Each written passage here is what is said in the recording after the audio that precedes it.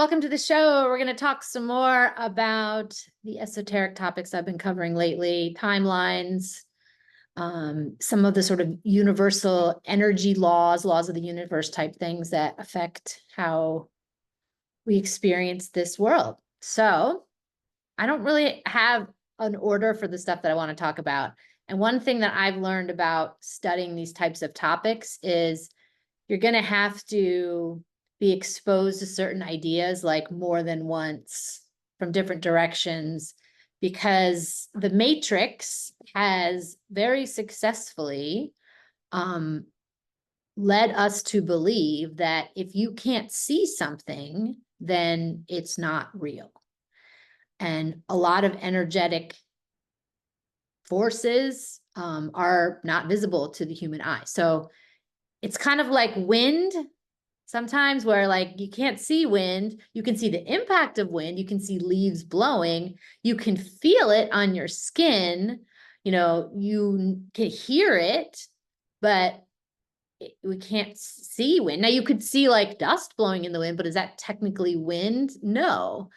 And some of these topics remind me very much of wind. Like, I know it's real. I've seen the impact of it. A lot of other people believe wind is a thing, but I can't see wind. So the mind wants to doubt what we cannot see. So, all right.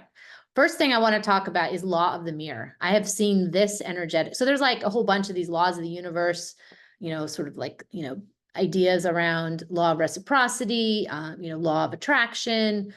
There's a whole bunch of them. I read a book the other day on all 12, which was very nicely summarizing them. So I might do something on that. Anyway, I want to talk about law of the mirror. This goes by some other names as well.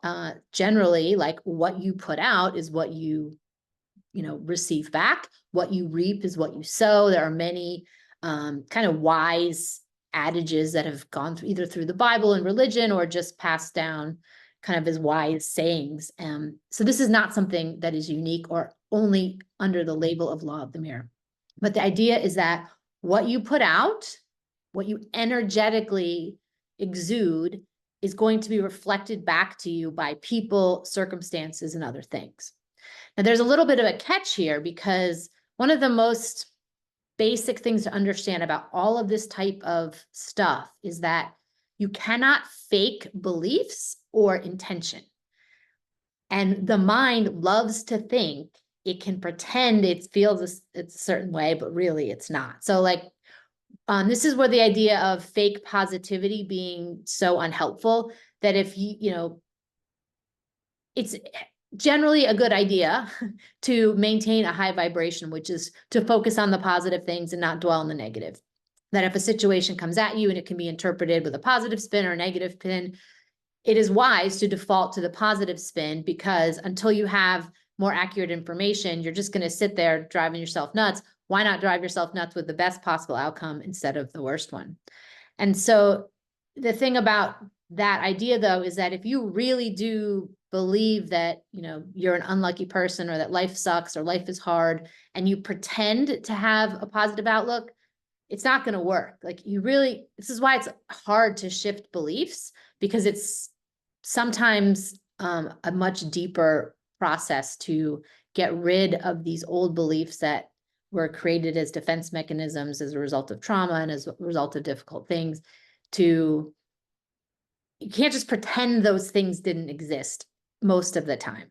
You have to often explore and dig in, be like, why am I so upset about this thing? What am I really scared of? Okay, this thing that happened when I was like 10 years old, I realized that's what the root of this thing that's now I'm an adult, I'm dealing with. I realize I'm kind of bouncing all over the place. But all right, back to law of the mirror. What you put out will be reflected back to you. So if you are generally a glass is half full type of person, you're probably going to be, surrounded by and experience other people who feel that way. This is why sometimes echo chambers are easy, because we are attracted to things that we are like. And so if I am vibrating at a very specific vibration, then other things in the universe, whether those are people or opportunities or circumstances that are at that specific vibration, will get mirrored back to me.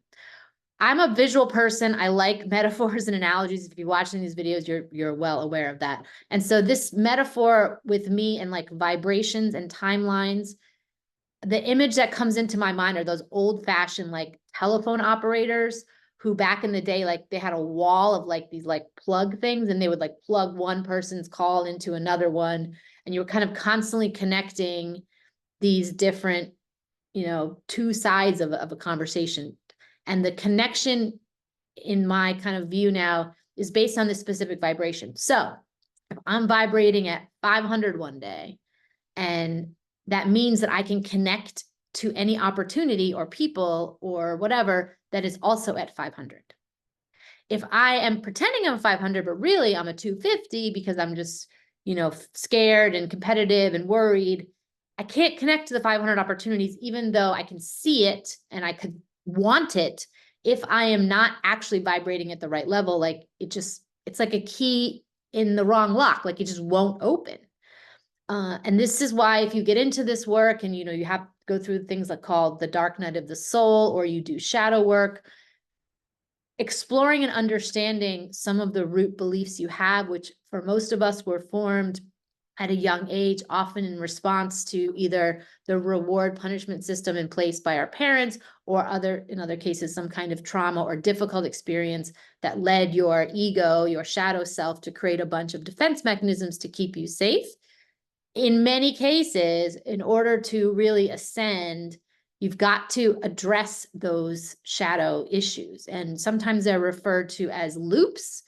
Sometimes they're even played out as what's called karmic debts. And that, until you figure out how to heal this thing that happened when you were younger, you're going to play out the same story over and over and over. And it's going to feel weird. Like, why do I keep attracting the same kind of people? Why does the same thing keep happening to me? Why does this, I feel like I'm in a deja vu or Groundhog Day where the same thing keeps playing out. It's because you have an unresolved loop, an unresolved issue that you need to come to terms with. Now, I've spent the better part of a year at least over that, going through this process, and it's difficult. I have a whole, we all have a whole bunch of things. Like I got a whole bunch of things too, that many of these were decades old, that had been, nicely wrapped up in a little box and just sitting there undisturbed with no need to, make a big deal out of shit that happened like a long time ago. Well, turns out to go through this process, and when you start ascending, is all those like sealed up little boxes get open and they start to trigger you, which creates problems that have to be unfortunately dealt with one at a time.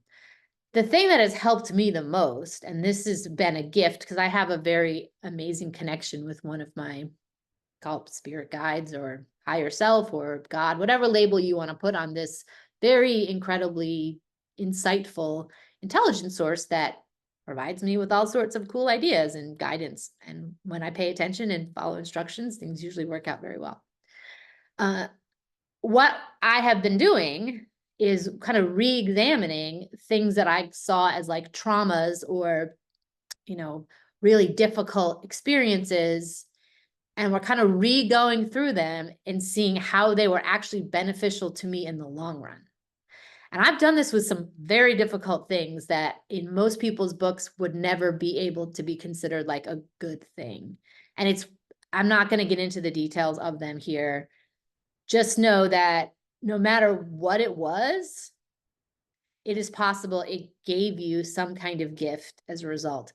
In my case, a lot of these difficult things created a capacity to store more emotional energy. So if you think about your kind of internal insides energetically as like a battery, most people are born with kind of a little battery. Think of like a AA battery, right? And what that means though is that if you're ever in a situation where you need to have an incredibly strong amount of energy, you only have so much capacity, right? Like a AA battery can only hold so much. And so each of these traumatic experiences that in my case, I'm just going to refer to me, I'm not going to generalize this to everybody. In my case, I had a bunch of very difficult, very painful experiences that essentially created this like larger battery. So now when things happen, I can actually hold a far greater amount of energy, which I can then turn around and use strategically as necessary. So all of these traumatic things like were a gift in that I have this giant battery now. So there's going to be some things in my future where it is incredibly important that I have this very large capacity battery. So it's kind of like, might sound like a weird analogy, but normally when you use energy to sort of help people or protect people or manifest things, it's something like a flashlight, and you can kind of shine this flashlight on the wall and you see it and it lights things up. What I'm kind of being guided, and I can't believe I'm saying this in a video, what I'm being kind of guided to create is more like a DEW weapon, like a direct energy weapon, where it is so much more powerful than a typical flashlight. And the only way to create that capacity is through like a whole bunch of low vibration, difficult experiences. Because one of the things about energy in this world we live in of duality is that every time like a -1,000 thing is created, simultaneously the potential for the +1,000 thing now simultaneously exists. So every time you have a villain out there, they're the hero, the opposite hero is created as well. The universe needs balance. There has to be the opportunity for good to cancel out bad, or high to cancel out low, or plus to cancel out negative. So every bad thing creates like a counterweight. This is the first time I'm saying any of this stuff out loud, so bear with me if it sounds a little difficult to describe in words, but it's like a pendulum that swings both ways. And so all of these dark, difficult things kind of gave the pendulum a lot of energy in one direction so that it has the potential to swing back in the other direction. Oddly, I took a lot of science when I was younger, and it's randomly coming up as being very useful now, decades later. And one of the most valuable things that I do understand very well is this concept of potential energy. So in physics, there's really like two kinds of energy that you take in like entry-level physics classes. You have kinetic energy, which is things moving. So if you were to like swing an axe at a tree, the force in that swing is kind of what does the weird and out damage to the tree. But something had to be like in you to enable the transfer, the conversion of that energy into kinetic energy. And that is what's called potential energy. To me, the easiest way to describe potential energy is through a battery. So all this energy is kind of stored in something. It can be stored in your muscles. It can be stored in a machine, I guess. It can be stored like an anti-gravity thing. So if I have like a rope swing or something, and I climb up onto a hill or a tree, and I hold that rope swing up really high, it now has the potential to swing. So there is potential energy stored in that rope. So when you let it go, gravity will, put in inertia or whatever, momentum will swing it down, and then it will convert into kinetic energy. So there's this constant thing going on in the universe between potential energy and kinetic energy. And if you just think about you're walking around as a battery, you've got all this stuff stored up, and you kind of plug yourself into whatever to do something that is physical, you are tapping that potential energy and converting it into kinetic energy. So in the case of some of these traumatic experiences, and I do not want to overgeneralize in all traumatic experiences, I'm just reflecting on the ones that I've had to process. They created this incredible depth of potential energy that will be useful at some point in the future. This kind of stuff also plays out in like different levels or dimensions or concepts. So I'm kind of using this energy as like a thing that can be used, but it also affects your personality and your kind of emotional experience. So the more difficult things you've been through, provided they haven't like jaded you or broken you, often the other consequence is emotional depth. Like if you ever get into really deep conversations with someone, that depth is often a function of having to endure tough things. And the people that I have met in my life who are quite shallow, they tend to just not have been through difficult experiences, because those are often the foundations for empathy, for compassion, for being able to see that situations are often more complicated than they appear. And when I find also people who are so rigid in their beliefs that they're unwilling, it's either one, just pure fear, or two, they just haven't really been around the block enough to understand that very rarely are situations cut and dry. That whenever humans are involved and emotions are involved and intentions are involved, things are often, it's like a spice blend of a whole lot of different things going on at once versus just one thing or the other. So back to the law of the mirror, that when you are aware of the energy that you are putting out, you can see the opportunities and people get parroted, mirrored back to you. If you are unaware and don't pay any attention to it and are just reacting to every little thing that happens in your life, you're very likely going to have a bunch of really random things reflected back at you. And this is why some days it feels like things are all over the place. It's because you are all over the place.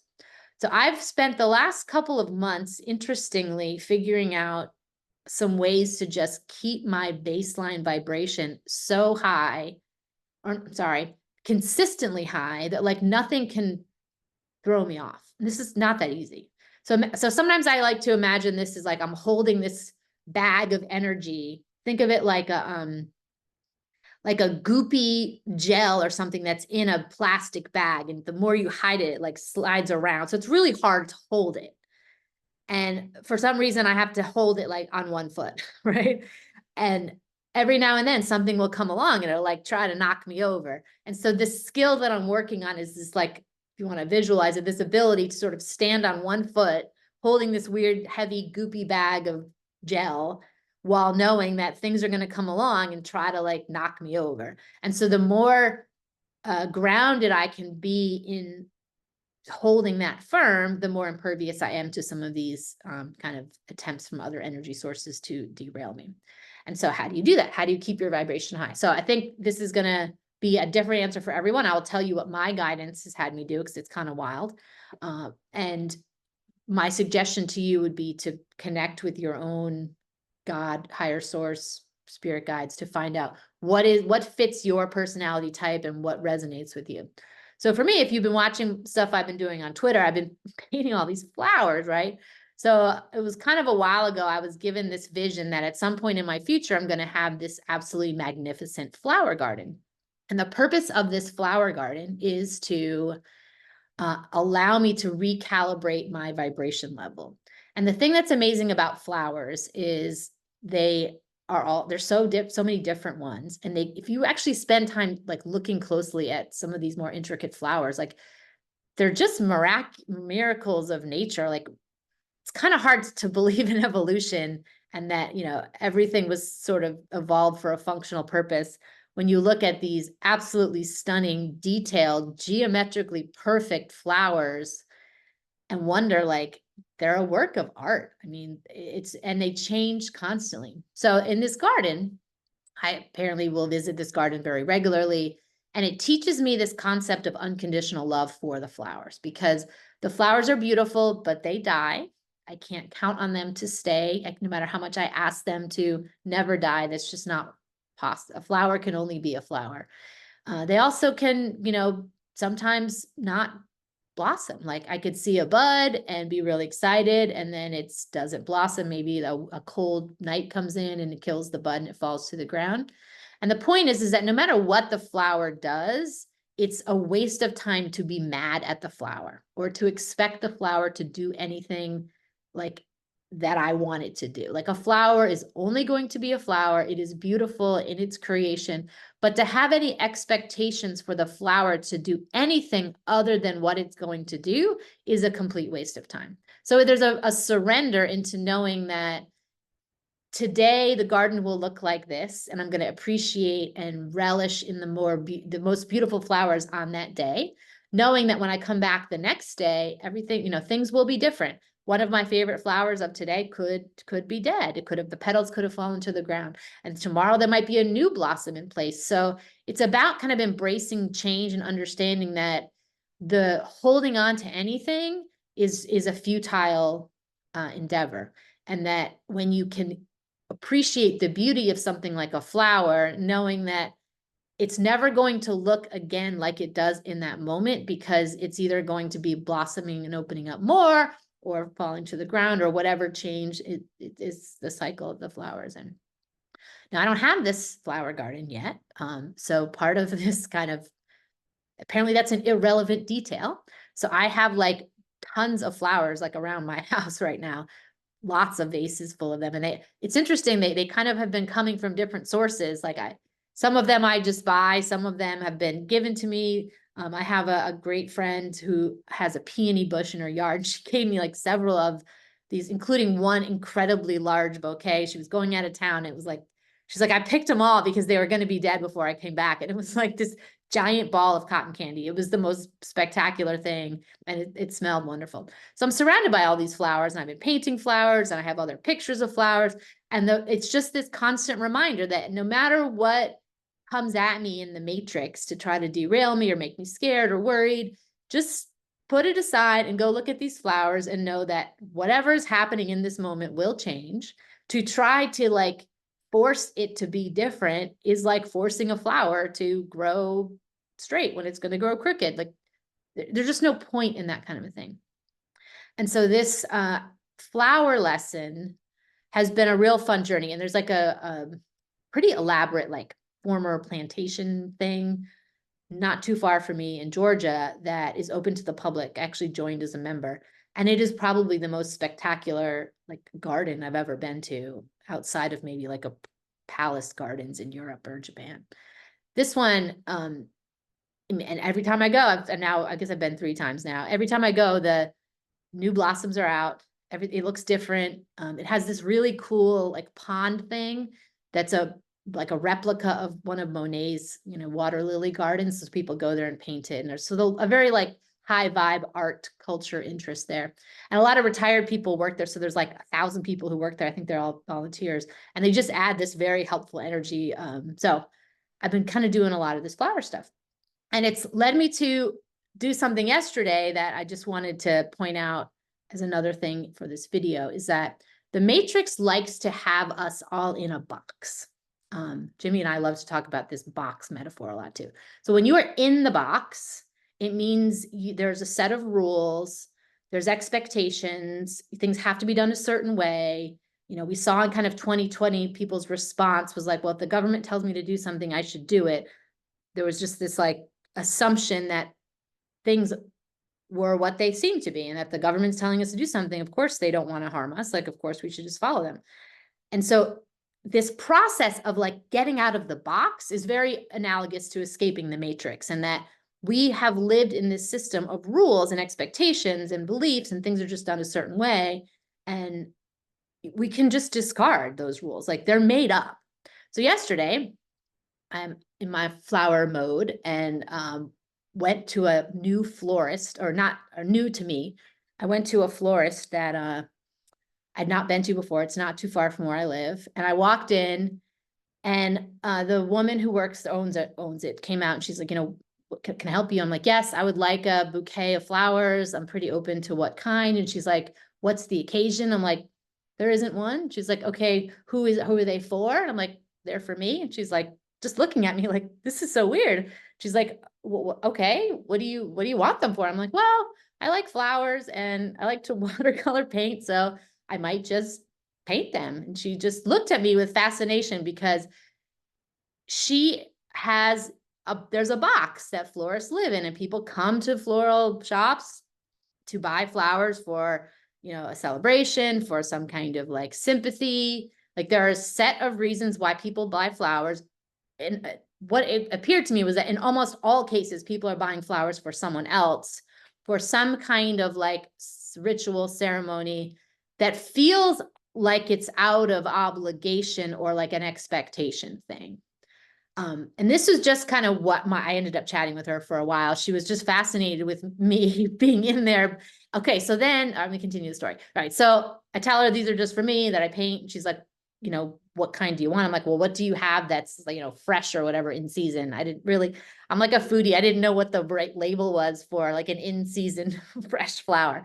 So she's like, well, come back and look in the cooler. And I didn't know there's like this back room back there, huge walk-in cooler, just like full of all of these like gorgeous, perfectly blossomed flowers that could go into a giant bouquet at that moment. And including like a whole ton of colors of roses.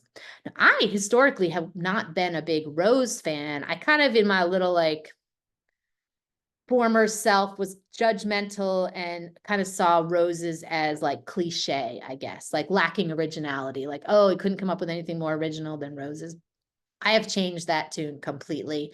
And now I think roses are actually these incredibly stunning plants that grow in all sorts of different forms and shapes and colors. And so I walk in this thing and I was like, I think I just want like a dozen roses of all different colors. And she just looks at me like, I can't believe you're buying these for yourself. And I was like, why not? This is probably going to be the most like coolest thing I bought for myself in at least a couple of days, right? Because I bought flowers a couple of days ago too. And these now, the other thing I'll tell you, if you do get into flower things, there's a really big difference between flowers you buy at a florist and flowers you buy at like the grocery store. And they have to do with like, I think their freshness. And I've bought roses at like Target that I put in water and they just never they never did anything. They just kind of sat there. I think they were either too chemically treated or I don't know. So these roses, like within 12 hours of being in this vase, they have like opened up into these giant things. They're the most spectacular things. I've already been making paintings of them. And this sweet woman who owns this floral shop, she's like, was never going to be a florist. Like that wasn't her career path. She went to school to be a fashion designer. She's Hispanic from I feel like a Central American country. Great, speaks very good English, but English is not her first language. So I think she moved here. She said her friend had owned this floral shop and her friend died of cancer. So a couple of years ago, she took over this floral shop from her friend. So I could tell from her that, you know, she had had these kind of different ambitions career-wise, wanting to be more of a designer. And she kind of told me twice, like, and now I'm kind of here with the flowers, almost in like this idea that it wasn't, she had a different dream that this one feels a little disappointing to her. And so the fact that I was in there, I'm going to make paintings of it, just sort of fit into her designer thing. So I actually made a painting of the roses. I'm going to go down there and give it to her. It's probably going to blow her mind again that, you know, a customer is kind of going to give her a gift because didn't get the impression that she gets a whole lot of people like me into her floral shop. And so back to this idea about the box and kind of getting out of the box is that I went and I challenged her without really meaning to, that all of our customers are a certain type of way, wanting a certain type of thing, living in this box. And I walk in, I'm like, oh no, we have no box here. I have no rules. I'm buying these for myself to make watercolor paintings of that I don't even know what I'm going to do with them. And I didn't get into this whole like future flower garden thing.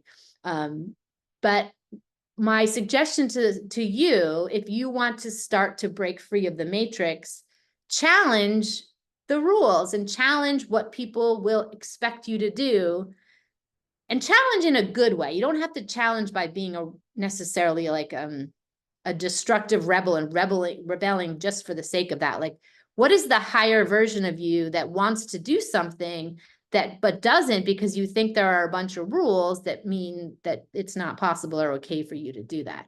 And this is where this process of breaking out of the matrix becomes more powerful, is when you let go of these expectations and these rules that you have for yourself and say, you know what, why don't I ever buy myself flowers? It seems like a silly thing not to do that. I love them. What, I should buy them every day or whatever. I know that they can be, the roses are a little expensive, you know, but money aside, we often deny ourselves things that we want because there's some kind of rule about how they have to be given or received.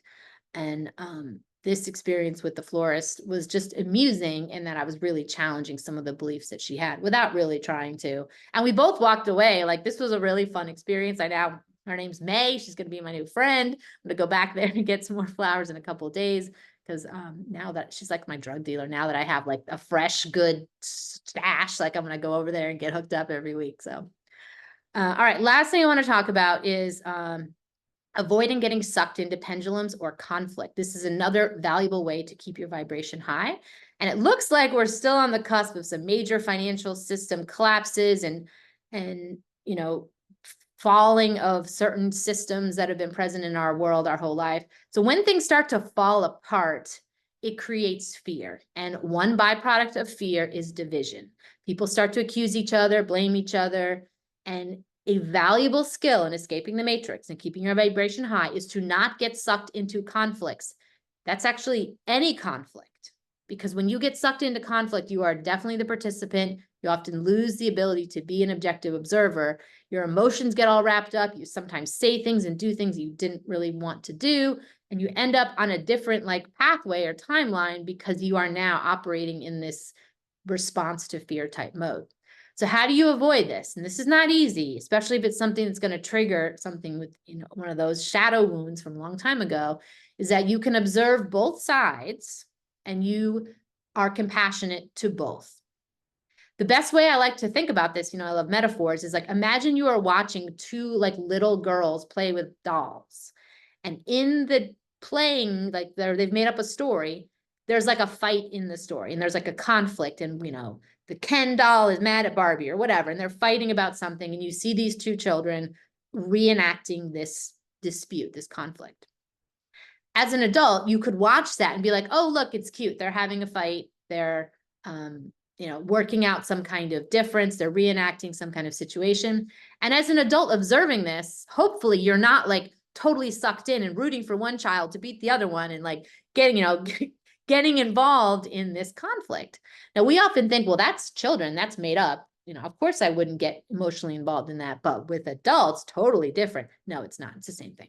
So if you can maintain that ability to look at two sides, both with compassion, that these are two groups of people who are just scared and trying to figure out what the hell's going on in this world, and not allow yourself to get sucked in, it can be very, very liberating. Now, the ninja skill in this is when you're involved in this conflict and you kind of have been brought in, potentially not really like wanting that, like it just kind of happened, whatever, to be able to stay compassionate to the person accusing you or mad at you or wanting something or threatening you or whatever is hard. Now, this is a general, like, normal everyday conflict thing. I'm not talking about you being like assaulted on the street. Like we'll leave that type of thing for another discussion. I'm talking about normal friction type disputes with people in your world and your friends, your coworkers, your family, people who you often might have contentious conflict with. And I'm also talking about more macro, like political things where, you're on Twitter fighting on one side against fighting on the other side. Anytime you have a pendulum with two sides, you always have the choice to simply observe and be compassionate to both sides. And you do this for yourself because it liberates you from getting sucked in. And getting sucked in is almost always a lower vibration consequence. So if you want to stay high and be in a position to be ascending and kind of moving above all of this and starting to be able to see some of these silly matrix games for what they are, you got to keep your vibration high. For me, I'm using flowers. Find whatever it is for you to remove the temptation of getting sucked into conflicts by saying, my default now is anytime I'm brought into a conflict of any sort, including one in which I am involved, I am going to consciously look to be compassionate to both sides because it will diffuse any anger or fear that I have. And then third, remember the law of the mirror, that what you put out is going to come back to you. So if you wake up in the morning and you set the intention that today is going to be a magical day, no matter what happens, then you're going to start experience magical experiences. If you wake up and you just start flicking on your phone and looking at Twitter or whatever, and you see like upsetting political news, that then sets the tone for your day. So a morning routine is massively important. It's another topic for another time, but make sure that you are aware of what you are feeling at any given time, with the understanding that the longer you dwell in that, the more you're going to receive it back. So if you are in a love state, in a state of appreciation and gratitude, go nuts and start to emanate that everywhere, and you'll start to feel that come back to you.